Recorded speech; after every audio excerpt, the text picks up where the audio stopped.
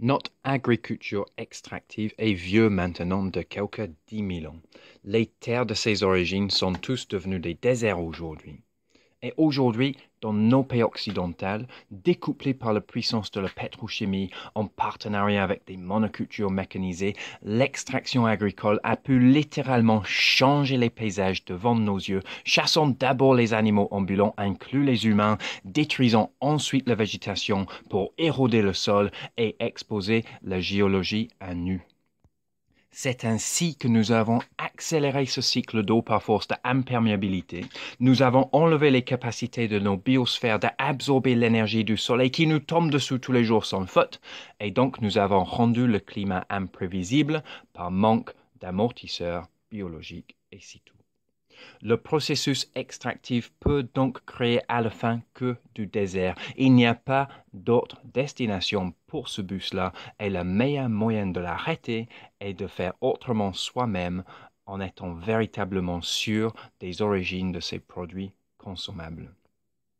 Nous avons pratiqué ce processus extractif multidimensionnel qui a mené à une érosion non seulement de nos sols, mais de la végétation, la population des animaux, la biodiversité, les savoir-faire, les savoir-vivre, les savoir-être et aussi la culture en général. On dirait le film de fantasy qui s'appelle L'Histoire sans fin. Quand j'étais gamin, cette histoire me disait pas grand-chose, je trouvais ça trop bizarre, mais adulte, je vois très bien d'où vient l'inspiration et franchement, le rien fait peur. Dans le sens inverse, positivement, nous savons maintenant que nous sommes aussi capables de régénérer des sols, faire revenir la biodiversité, ralentir le cycle d'eau et même reverdir le désert en Jordanie. Et tout ça à des coûts très faibles. Et en plus, nous produisons nos ressources primaires en même temps qu'en générant de l'activité pour les humains, même si l'environnement politique et économique le rend beaucoup plus difficile que ça devrait être. Nous y arrivons quand même, et il n'y a que la permaculture et l'agroécologie qui arrivent à la faire. Donc, revenons aux régions. Nos cultures pré-pétrolières étaient enracinées dans leur territoire. Les moyens de production, les conserves, des recettes, des textiles, des vêtements et l'architecture étaient largement dépendants sur les ressources proposées par le paysage, mais aussi les conditions imposées par le climat. Art, poésie, langage et chant fleurissaient ensuite comme un reflet de le caractère de la vie en symbiose avec le territoire. La poésie, langage et chant fleurissaient ensuite comme un reflet de le caractère de la vie en symbiose avec le territoire. Merci. Aujourd'hui, la culture selon les pays occidentaux est devenue tout à fait autre chose, souvent inaccessible, incompréhensible ou monopolisée par les intellectuels, surtout cette religion de la culture française. Nos cultures sont dominées par les formes d'expression artistique qui ont pu résister à toute cette érosion, donc l'art commercial et l'art contemporain et compagnie. Sauf quelques exceptions de qualité, l'ensemble de notre culture est tous sauf populaire. Les cultures qui ont résisté sont souvent hyper subventionnées, donc sélectionnées par protocole politique. Et nous voyons que nous avons confié la culture et même la définition de ce que ce mot veut dire aux mêmes gens que nous avons confié l'eau, la nourriture, notre santé, notre environnement, l'éducation de nos enfants, la science, la condition dans laquelle nous sommes nés, la gestion de nos ressources, etc. Et nous revenons toujours à cette putain de question de faire garder les poules par le renard, qui, comme vous pouvez constater à force que je le répète, n'est pas une bonne idée. Alors, pour définir une pattern agricole régénérative et populaire, nous devons d'abord réétudier et identifier sans complexe nos biorégions. Et il faut ensuite que nous explorons ensemble les limites du possible en symbiose avec nos territoires pour trouver et protéger les milliers de patterns culturels, permaculturels. Là où la géologie, le climat, la végétation ou même les animaux changent, le pattern agricole et toute la culture va se modifier avec. Et voyons par la suite les détails culturels qui vont se manifester dans cette terre fertile et stable, et à mon avis, ça va être magnifiquement beau. Zoomons maintenant sur une biorégion. Donc, Évidemment, moi je vais regarder le Limousin. Alors le Limousin est une biorégion facilement identifiable et en plus, elle correspond plus ou moins à ses limites administratives. Alors, la Limousin est caractérisée par sa bonne herbe et ses beaux forêts et ce paysage qui est vallonné et plein de cours d'eau fraîche partout. Même en période sécheresse, la couleur verte reste dominante ici. Il y a quelques gisements d'argile par-ci et par-là, et ces changements géologiques sont vite identifiables par les noms des lieux-dits. La tuilerie, par exemple, sur un panneau d'indication, nous mène toujours vers l'argile dans le sous-sol. Nous avons aussi quelques curiosités géologiques telles la veine de serpentine qui a deux pattes chez moi, qui crée une micro-région à part et entière où la flore et la faune est visiblement complètement différent juste parce que la roche en dessous est complètement différente. Si j'allais m'installer là-bas, je devrais reviser tous mes pratiques. Notre région a un climat variable et depuis 2005 ici, je n'ai jamais vu 2 années de suite qui se ressemblent vraiment. Le maraîchage ici est plutôt difficile comme métier, surtout si on n'a pas de serre, c'est pas la peine. Et même, je dirais qu'une pépinière bioclimatique chauffable et fiable est essentielle pour vivre dignement de la terre ici. On pourrait même aller jusqu'à dire que sans le transport facile et la technologie comme le plastique et le verre pour pouvoir créer des vérandas et les serres bioclimatiques, les ressources proposées par le climat et la végétation se prêtent plus à des humains omnivores que à des végétariens ou des véganes. Et avant le transport et tout ce tisage de notre société moderne, les gens ici quand même ils crevaient la dalle régulièrement. On peut manger des fruits et légumes frais et en abondance pendant la belle saison, mais l'hiver nous laisse quand même un peu dépendants sur des conserves et des produits d'origine animale comme les œufs. Aujourd'hui, le Limousin est une région extrêmement bien connue pour l'exportation de sa viande bovine, mais aussi pour son bon bois d'œuvre, mais aussi pour ses pommes qui sont en fait exceptionnellement toxiques. Bientôt, petite prévision, la région sera connue de nouveau pour ses châtaignes et ses noisettes. La monoculture des châtaigniers est en route déjà pour remplacer des céréales bientôt, mais souvent au détriment des forêts naturelles. Auparavant, la région était aussi connue pour ses cochons au cul noir. La plupart des arbres fruitiers vont pousser bien ici, avec figuiers, kiwis et même vignes possibles dans les microclimats favorables, jamais loin de la masse thermique des bâtiments en pierre. Par contre, les résultats dans les fruitiers sont très dépendants d'un climat très capricieux. Donc, mieux vaut ne pas compter sur une monoculture d'arbres fruitiers pour s'en sortir. Les pomiculteurs font souvent recours à des pulvérisations d'eau sur des fleurs pour éviter la catastrophe d'un coup de gel tardif dans les vergers. C'est très énergivore et exige de l'infrastructure non vivant et coûteux. Donc, voilà un résumé du contexte régional avant de faire sa design.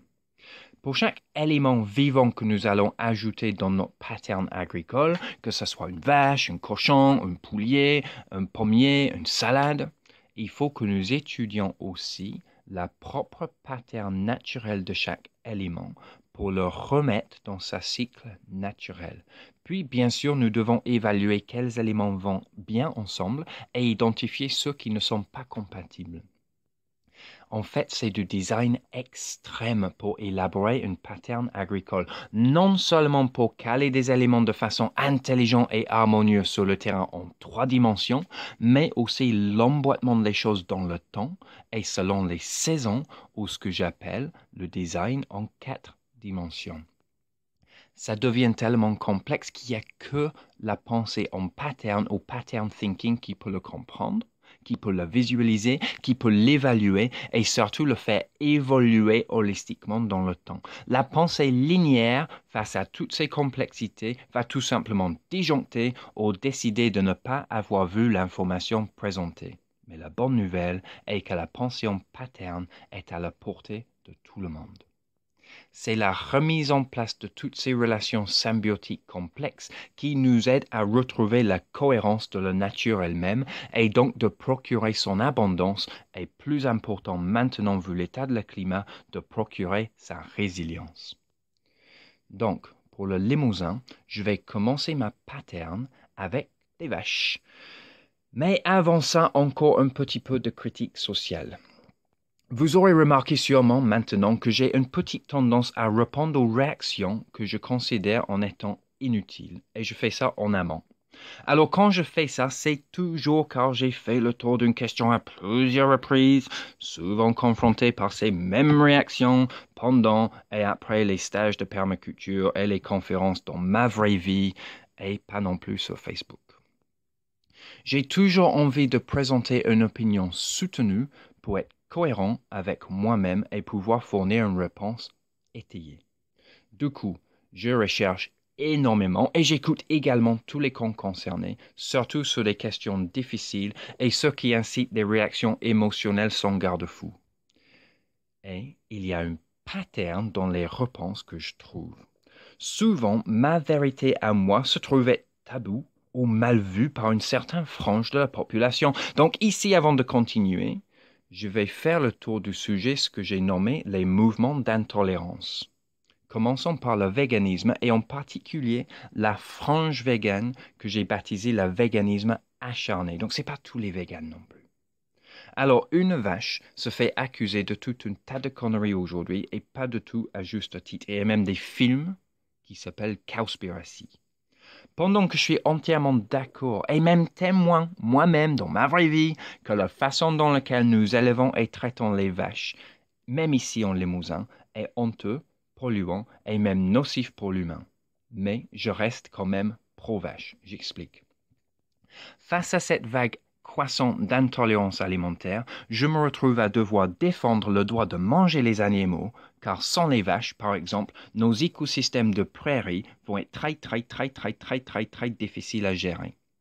Ma deuxième raison est stratégique par rapport au changement de la société. Si vous, les véganes acharnés, vous venir ici prêcher votre truc ici sur le terrain et proposer à nos agriculteurs non seulement qu'ils doivent descendre de leur tracteur, mais aussi qu'ils doivent arrêter de produire et manger la bidoche, vous allez rien changer ici. Ils vont vous rire au nez et quelque part ils vont avoir raison. Et c'est pour cette raison que je me suis permis d'ajouter un 13e principe à la permaculture qui est Ne jamais jeter le bébé avec l'eau du bain. Ne jamais jeter le bébé avec l'eau du bain. Merci. Alors c'est quand même notre plus grand défaut aujourd'hui, je trouve, surtout dans tous ces mouvements d'intolérance, tels les antifas, les nouvelles féminismes bridés qui cherchent à protéger les femmes au lieu de les libérer, et les soi-disant progressivistes de la politiquement correct, qui sont activement à l'œuvre dans l'érosion de notre vocabulaire comme les bons petits soldats orwelliens. Alors tous ces mouvements sont coupables de ce même processus de jeter le bébé avec l'eau du bain et avec assez d'agressivité en plus, ou comme on aime dire en anglais quand c'est comme ça, découper le bout de son nez juste pour faire chier sa gueule. Eh oui, découper le bout de son nez juste pour faire chier sa gueule. Bravo. Et ils le font avec une férocité haineuse que je trouve très peu constructeur pour résoudre des problèmes dans la vraie vie, et ils font que râler sans présenter des vraies solutions viables, et c'est le vase creux qui sent le plus fort. Mais le plus grand défaut, c'est ils ont celui d'être extrêmement dogmatiques. Les antifas, par exemple, sont tellement intolérants de toute personne qui ne suit pas le dogme avec exactitude que les non-croyants se trouvent automatiquement classifiés comme étant des fascistes. Donc, forcément, une fois que vous êtes classifié comme fasciste, ils sont anti-vous et vous avez le droit de recevoir toute la haine qui vient avec. En réalité, les antifas, en étant trop dogmatiques et nombrilistes, sont devenus des purs xénophobes eux-mêmes. C'est une pure pirouette politique. Sauf la minorité qui nous dirige et quelques imbéciles, nous sommes tous contre le fascisme. Il faut arrêter ça un peu. Il est mieux de se définir par des choses pour lesquelles nous travaillons, au lieu de se définir comme étant anti quelque chose. Croyez-moi, le pattern historique de nos dirigeants multinationaux est qui compte sur nos capacités de jeter le bébé avec l'eau du bain pour nous conduire dans les nouveaux pièges à profit à chaque fois qu'il y a un mouvement populaire qui arrive à son masse critique. Et le plus dogmatique le mouvement, le plus facile il se fait avaler ou même instrumentalisé.